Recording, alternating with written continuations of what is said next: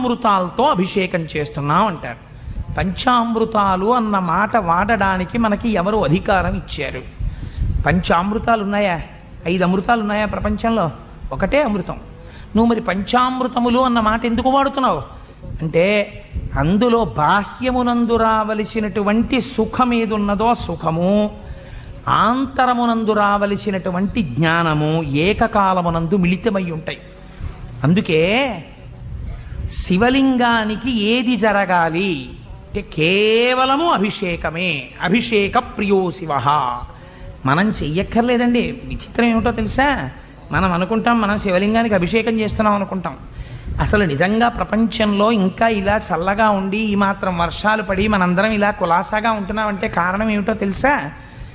శివలింగానికి తనంత తానుగా ప్రతిరోజు అభిషేకం జరిగిపోతుంటుంది ఒక చోట. ఎక్కడో తెలుసా అండి? రుద్రాధ్యాయ ప్రారంభ